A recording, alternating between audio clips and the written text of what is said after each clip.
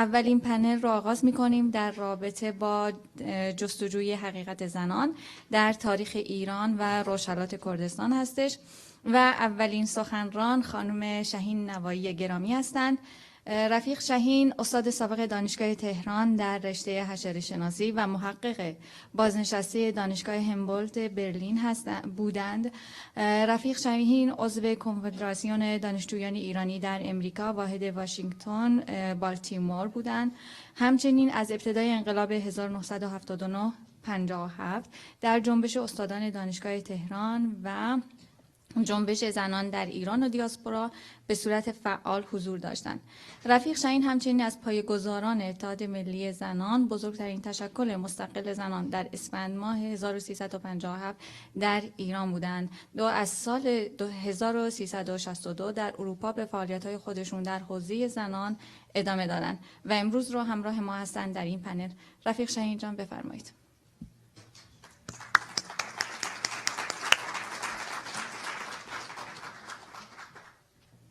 با سلام به همگی حضار عزیز که در اینجا هستن.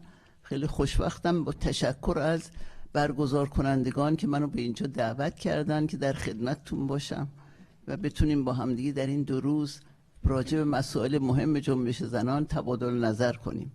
قبل از اینکه صحبتمو شروع کنم میخواستم خواهش کنم در شرایط فعلی که ما قرار داریم، یکی از شرایط بسیار مشکل منطقه خاورمیانه و نسل کشی که در غزه داره ادامه پیدا میکنه که همزمان با اون در اردوگان ارتجاعی هم زنان رو و مردان رو، مبارزین و سیویل و غیر سیویل همه رو در شمال کردستان باز بمباران کرد.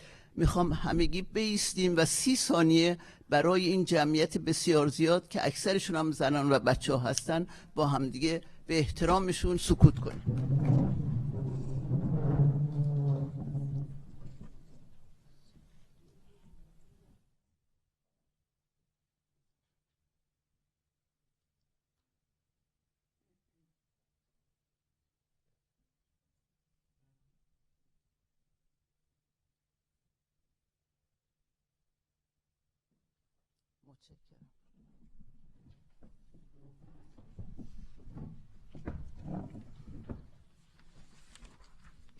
من میخوام امروز خود به تاریخچه جنبش زنان فقط واقعا به طور نکاتی رو اشاره بکنم، بخاطر ما هیچ فرصت نداریم.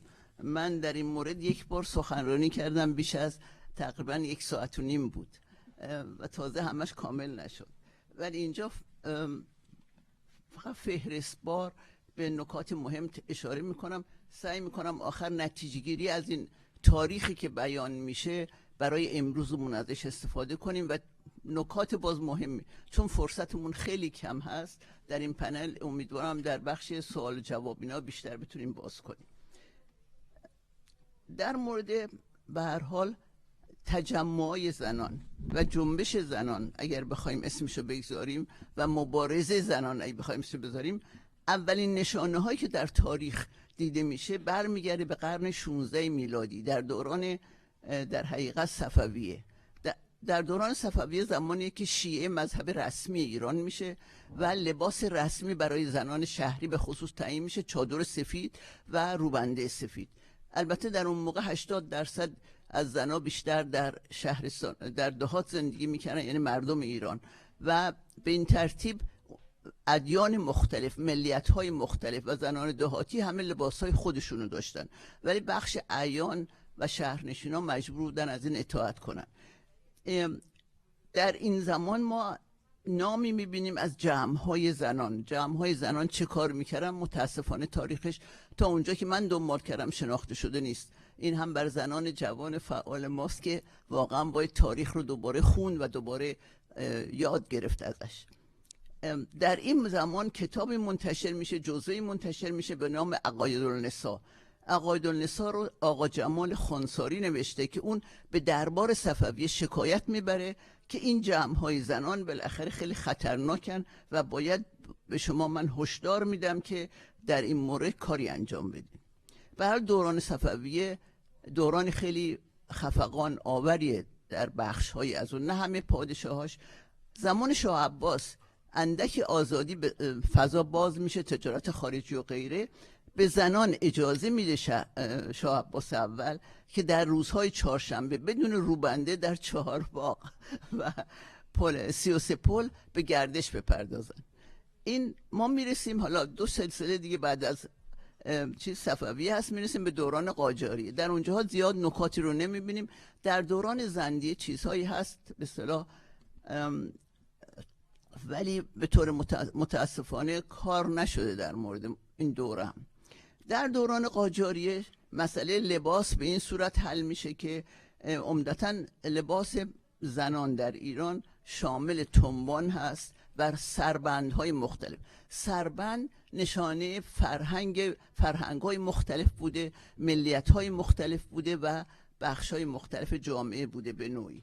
ولی زنان درباری و زنان اقشار بالا همشون میباید از چادر مشکی استفاده میکردن و زنان کارگر و روستایی حتی در اینجا از عکس‌هایی که از اون دوران خیلی عکس هست به خوبی میشه دید. و زنان خودفروشی که بودن اینا لباساشون کاملا متفاوت بوده. و بعد از اینکه ناصرالدین شاه به پاریس سفر میکنه در دربارش اجازه میده، بعد اینکه در اونجا باله رو دیده بوده، که زنا شلیته کوتاه بپوشن. این تغییرات که ما در اینجا میبینیم. اما در این دوره قبل از مشروطه زنها فعالیت‌های خیلی گسترده‌ای رو در اشکال مختلف میبینیم که انجام دادن. مهمترین خیزشی که در این دوران هست در میانه قرن 18 در میانه قرن 19 ببخشید، در میانه سالهای 1800 زن ویژه‌ای که به اسم زهرا خانوم ملقب به تاج السلطنه است، که تاج السلطنه دختر ناصرالدین شاه و او خاطرات خودش وقتی می‌نویسه زن تحصیل کرده‌ایه که چون اعیان در خونه بعضیاشون معلم سرخونه داشتن براشون و اون شکایت خیلی زیادی از شرایط زندگی زنان داره. او در خاطراتش که بعدها همین در اندکی قبل از انقلاب 57 ما این خاطرات رو توسط تحقیق هماناطق به ما شناسونده، اون رو میبینیم که اون نقل قولی ازش میخونم، میگه خرابی مملکت و بد اخلاقی و بی‌عصمتی و عدم پیشرفته تمام کارها به واسطه حجاب زن است. او بسیار به هر حال زن مترقیه ولی در شرایطی گیر کرده، به اون اعتراض داره اما کار ویژه‌ای انجام نمیده. به اعتقاد من آدمی مثل تاج السلطنه و زنای دیگه که بعداً در دوران انقلاب مشروطه میبینیم خیلی زیاد باید تحت تاثیر قرةالعین باشن. جنبش بابی در حقیقت جنبشی هستش که جنبش بسیار مترقی بوده علیه نابرابری. هر حال به خاطرات تاج السلطنه و نمونه هایی که ما بعدش میبینیم به اعتقاد من تا اونجا که دنبال کردم این تاریخ رو تحت تأثیر جنبش بابیه میتونه بوده باشه، برای اینکه جنبش بابیه یک جنبش مترقی و فرق داره با مذهب بهایی که بعداً میاد، میدونیم اینو. در این دوره به هر حال یک سری رفرم هایی رو خواهان میشه، برابری زن و مرد خواهان میشه این جنبش و مسئله دهقانا، مسئله برابری علیه نابرابری های اجتماعی هست. قرةالعین کسی که در حقیقت اسمش البته از فاطمه براقانی و از یه خانواده مذهبی هست، بسیار شناخته شده. این زنیه که واقعا در جنبش زنان، شاید بتونم بگم در جنبش زنان جهان در اون تاریخ خیلی ویژگی داره. این زن کسی هستش که شوهر و 4 بچه‌ش رو رها میکنه و به دنبال اعتقادات خودش و خواستهای خودش سفر میکنه و به بغداد میره پلوی مریدش که شیخ رشدی بوده. شیخ رشدی برای اون موقع فوت کرده ولی این زن در اون درجه از دانش و آشنایی با مسائل بوده که تدریس رو در مدرسه اون ادامه میده در عراق، در بغداد.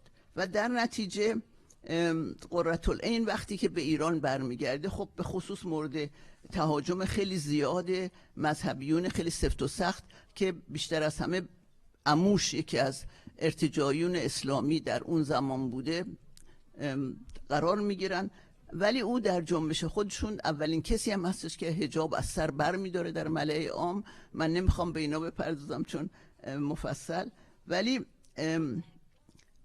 قرةالعین به دلیل مبارزاتش اون رو متهم میکنن به اینکه میخواسته سوء قصد بکنه و عموشو بکشه. در مرحله اول دستگیرش میکنن، او رو 3 سال در یه بالاخانه‌ای که هیچ راه نداشته به خارج زندانی میکنن و بعد از اون رو متهم میکنن بعد از این دوره که این قصد سوء قصد به وجود اومده برای قتل شاه و میگن که این تقصیر یعنی تحت فرمان قرةالعین بوده، در حالی که این در این مدت این اولین زن زندانی ایرانی هیچ ارتباطی با خارج نداشته.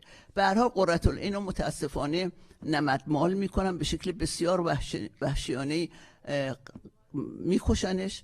این اولین قتل دولتی زنان و بعد در یه چاه میندازن جای گمنامی که کسی اثری ازش نباشه. ولی تأثیرات و تمام نوشته ها و اشعار، چون زن شاعری هم بوده، همه رو از بین میبرن. بسیار کم از نوشته های او باقی مونده. ما میرسیم به دوران قاجار، در حقیقت به انتها میرسیم به، هنوز حتی به انتها نرسیده، میرسیم به جنبش مشروطه. به جنبش مشروطه میرسیم، ما در اینجا میبینیم که در اینجا هم اهمیت خیلی زیادی هستش که زنها فعال هستن و درگیر مبارزات هستن. در این دوره یکی از رجال درباری یک جزوه‌ای می‌نویسه، کتاب می‌نویسه به نام تأدیب النسوان که علیه باز فعالیت‌های زنها در اونجا هست و بیبی خانم استرآبادی این دومین سند فمینیستی زنان ایران رو می‌نویسه، به اون جواب میده، معایب الرجال، که باز هم ما متاسفانه این اسناد رو در یه تاریخ خیلی اخیری بهش دسترسی پیدا کردیم، یعنی بیشتر در دوران کوتاه قبل از انقلاب، و اینم باز مدیون هماناتق هستیم شناسوندن اینها، چون کتاب‌های دستنویس بودن. با چنین پشتوانه‌ای ما می‌بینیم که زنها درگیر مبارزه هستن، مشروطه هستن. اینا انجمن‌های بسیار زیادی رو تشکیل میدن، انجمن‌های سری که معروف شده. خب در این دوره کسی که خیلی خوب کار کرده این دوره، تاریخ این دوره، خانم ژانت عفاری هستش و خانم آقای خسرو شاکری. و خسرو شاکری سند رو میده بیرون که در اون موقع انجمن زنان ایرانی در استانبول، اینها با جهان هم با زنان فعال سافرجت ارتباط دارن، اینها کار کردن و تلگراف میفرستن و حمایت میخوان از خواستای اینا. در مجلس اول متاسفانه بعد از انقلاب مشروطه، با اینکه یکی از به هر وکلا درخواست میده، درخواست حق رأی زنان میده، ولی رد میشه در مجلس. وکیل الرعایا به اسم شیخ تقی ایرانی اون کسی که خواهان حق رأی زنان میشه. و ما میبینیم که زنان در این دوره به هر حال خیلی فعالیت‌های ویژه‌ای رو دارن. در نتیجه ما بهترین نمونه که در اینجا میخوام براتون یه نقل قول دیگه بخونم از مورگان شوستره. مورگان شوستر در اون موقع برای 1 سال در ایران به عنوان کارشناس مالیه کار کرده. اون مینویسه که زنان ایران از 1907 یعنی زمان انقلاب مشروطه به بعد با یک جهش مترقی ترین اگر نه رادیکال ترین زنان جهان شدند. زنان محجبه ایرانی که با تجربه ناچیز، یک شبه آموزگار، روزنامه نویس، مؤسس باشگاه‌های زنان و سخنگوی مباحث سیاسی شدن، کاری کردند که نهضت زنان در غرب 10 و شاید 100 سال برای انجام آن وقت صرف کرده بودند. او معتقد هست و اینو من میخوام بگم که درست ما این رو در دوره جنبش زن زندگی آزادی هم میبینیم که با یک پشتوانه قوی به اینجا میرسه که جهانیان متأثر میکنه. همچنین اعتراض به حجاب اجباری در سال 1157 که واقعا در سطح جهانی این جنبش ها همشون خیلی انعکاس داشتن. متاسفانه به دلایل شکستش هم میپردازیم.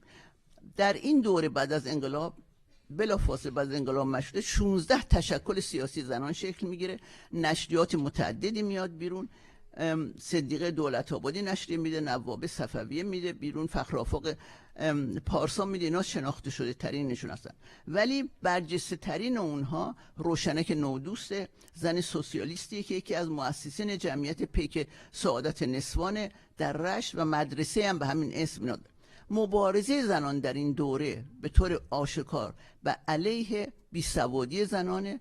مسئله اصلیشون تأسیس مدارس دخترانه و آموزشه، چون در اون موقع فقط مدارس میسیونرهای خارجی برای دخترها امکان پذیر بوده که برن.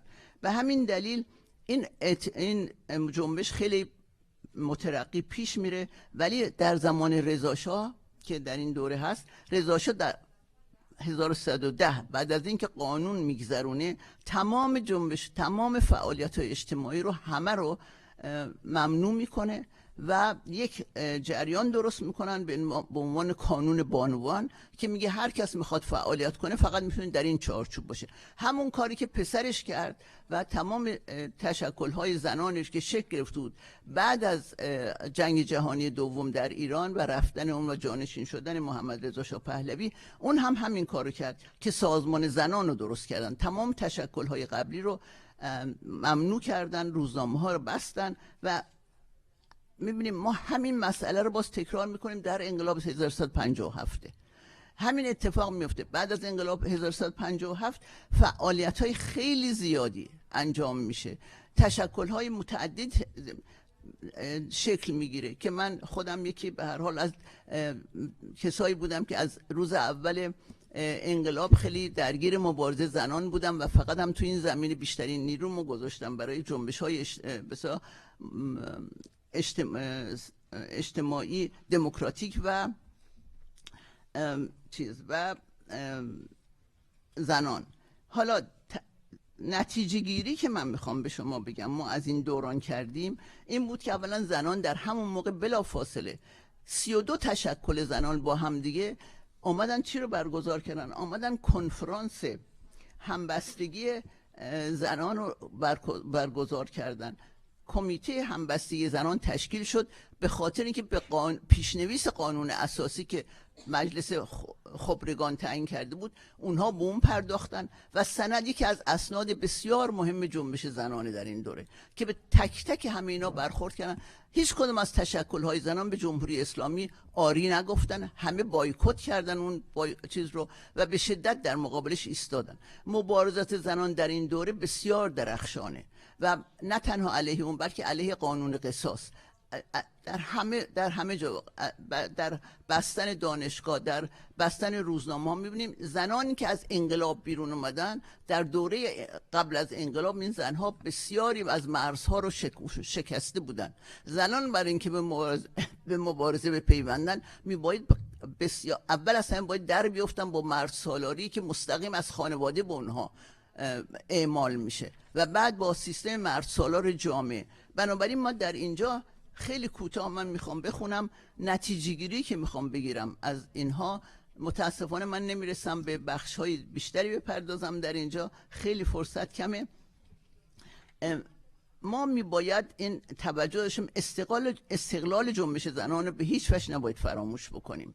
این شکستی رو که جنبش زنان بعد از انقلاب 57 خورد یک مقدارش ناشی از این شد و از اتفاقا در این دوره ما میباید از خصوص از جنبش کوبانی و دیگران هم این درس رو بگیریم که استقلال این جنبش ها چقدر اهمیت داره که باقی بمونه.